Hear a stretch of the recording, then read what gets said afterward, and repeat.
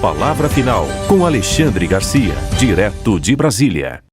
E o assunto de início, obviamente, é a mensagem que Trump postou no Trump Truth Social Posts. Postou hoje. E surpreendeu todo mundo no Brasil. Vejam lá o que ele disse. Está escrito em inglês aqui.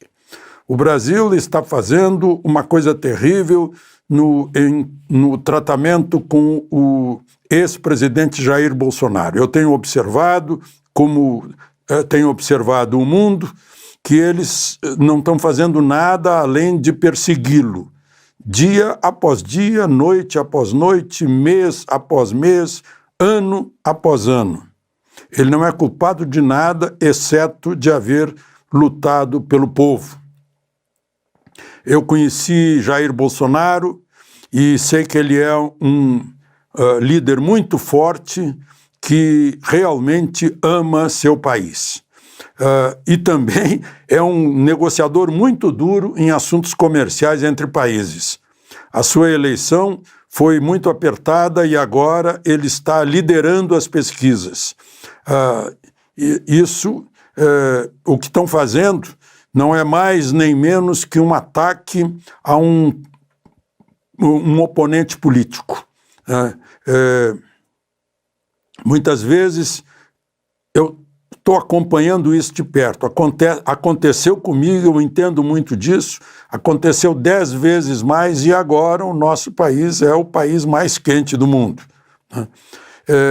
O grande povo brasileiro não vai ficar esperando, vai ficar só olhando pelo que eles estão fazendo com o seu ex-presidente. Eu estarei observando também essa caça às bruxas de Jair Bolsonaro, sua família e milhares de seus apoiadores. Estou acompanhando de perto.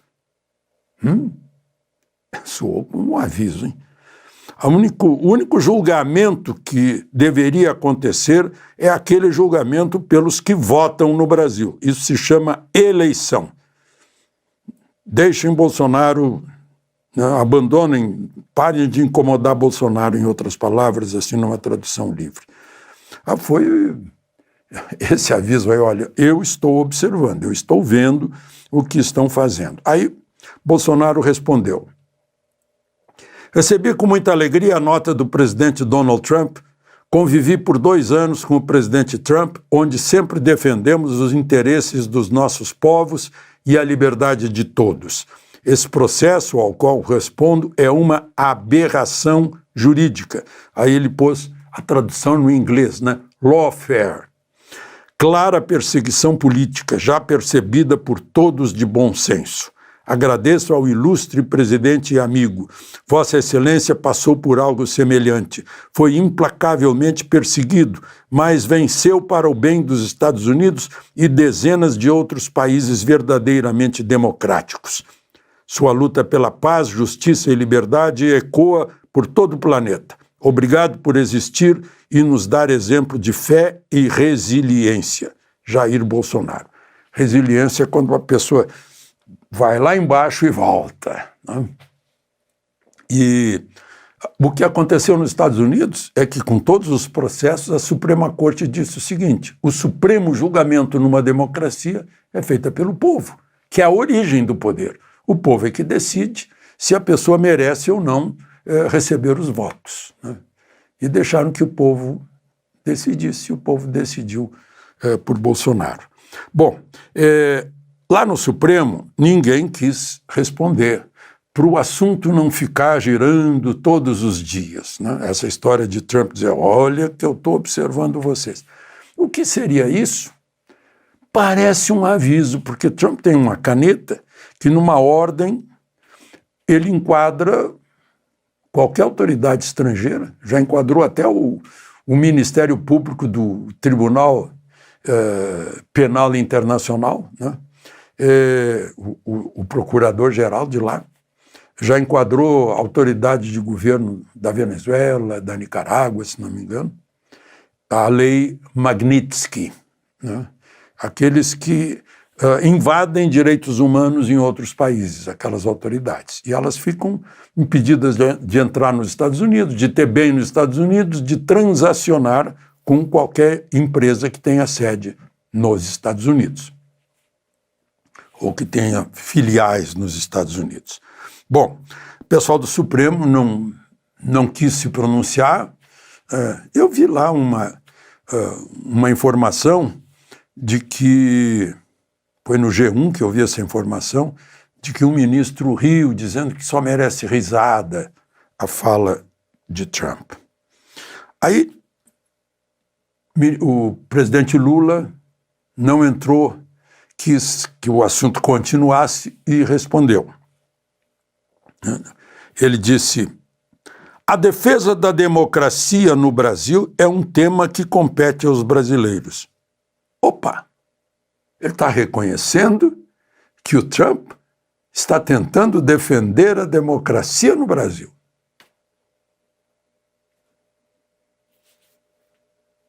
Somos um país soberano. Não aceitamos interferência ou tutela de quem quer que seja. Possuímos instituições sólidas e independentes. Ninguém está acima da lei, sobretudo os que atentam contra a liberdade e o Estado de Direito.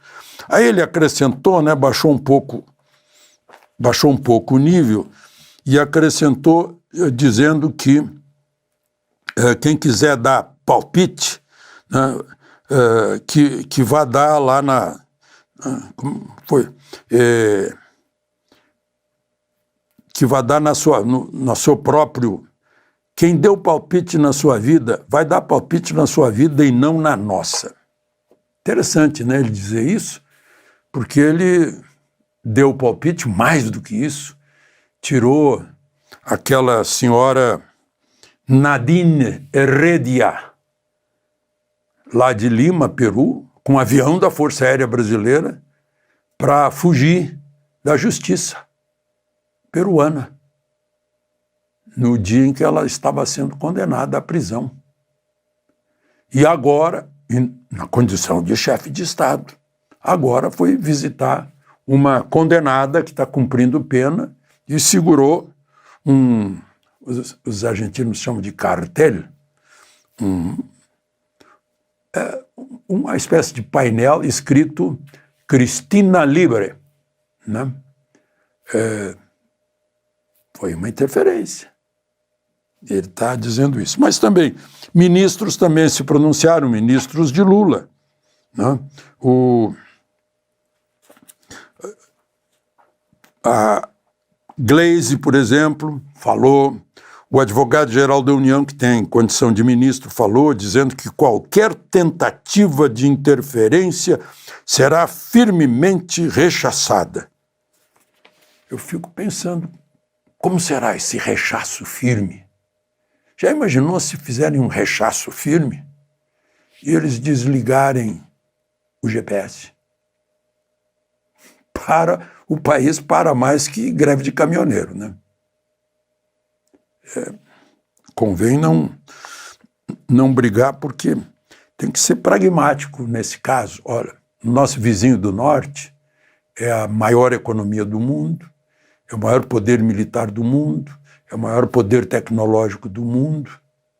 Será que vale a pena rechaçar, ficar zangado?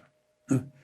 E parece que Trump estava dando um aviso, só que, olha, eu estou observando, estou acompanhando tudo, sei do que se passa por aí. Bom, tem um outro assunto que já estava pulando ontem nas redes sociais, mas foi um acúmulo de fatos do fim de semana, não deu tempo para incluir. É aquela agressão à menina de 5 anos, Vicky, se não me engano, filha do casal Justus. De graça. A menina ganhou uma bolsa de um amigo, de uma amiga da mãe dela. A mãe dela é influenciadora de... Eu não sigo, mas eu vi que é de estilo, de moda, de estética, na rede social. Aí o casal tirou uma foto bonita com a menina e a menina com a bolsa que ela ganhou. Aí um sujeito que já foi do governo Lula, lá no primeiro mandato de Lula, professor, agora a gente fica sabendo que é professor aposentado da Universidade Federal do Rio de Janeiro, tal de Marcos Dantas, né, certamente se referindo à Revolução Francesa, recomendou guilhotina para a menina, porque ela estava com uma bolsa que eu não sei se ele não podia comprar ou se ele ficou com inveja. O Thomas Sowell diz que entre os 7 pecados capitais tem um outro que a inveja é o que está aí de luta de classes também, é a inveja. Interessante que eu vi aqui, tem uma fala da universidade. Nota conjunta da reitoria e direção da Escola de Comunicação da UFRJ. Ele é um dos pesquisadores da Escola de Comunicação, era professor, está aposentado. Professor Marcos Dantas Loureiro é docente aposentado da UFRJ desde o ano de 2022. As postagens publicadas pelo mesmo? Quem é o mesmo? É o elevador. Não está escrito lá no elevador? Né?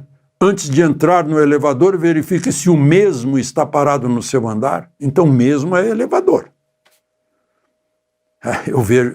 Eu leio as pessoas escrevendo isso, mas uma universidade, uma escola de comunicação, pensar que mesmo é pronome, não adjetivo, é de lascar, né? Bom, mas vamos em frente.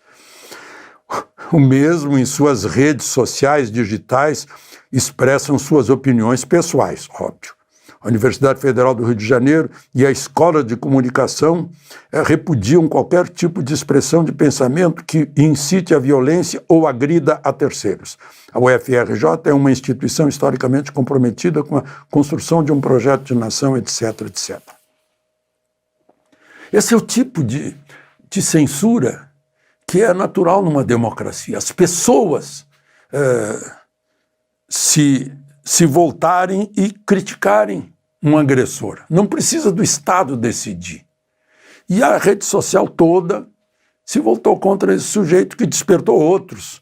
Uma tal de psicanalista e um tal de psicólogo que disse que os bolcheviques tinham razão quando mataram a família do czar, inclusive as filhas pequenas, a Anastácia, né, uma delas.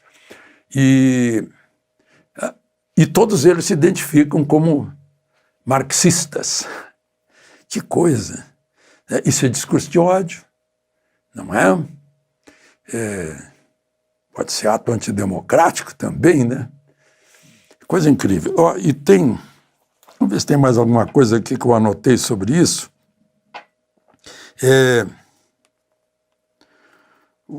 Pois é, e é preconceito também, né? Porque é um preconceito contra rico. A pessoa, aqui no Brasil, pensa que o rico chegou a ser rico porque é ladrão, porque é bandido. O rico muitas vezes sai lá de baixo, família pobre, trabalhou, foi inventivo, descobriu meios de ganhar dinheiro, começou a dar emprego, começou a crescer, sustenta um monte de gente, né? Seus empregados. Nos Estados Unidos, o rico é visto como um modelo, porque todo mundo quer ser rico, né? Aí uma nação enriquece, como aconteceu com os Estados Unidos, que põe na cabeça das pessoas, olha, ser rico não é pecado, é sinal de vitória, de vencedor, eles são muito competitivos. Mas aqui é isso, aparece uma menininha de 5 anos de idade, com uma bolsa que ela não ganhou nem dos pais, né? E querem assassinar como os bolcheviques fizeram, passar a guilhotina como fez Robespierre. Meu Deus. Temos grande futuro desse jeito, né? De Brasília, Alexandre Garcia.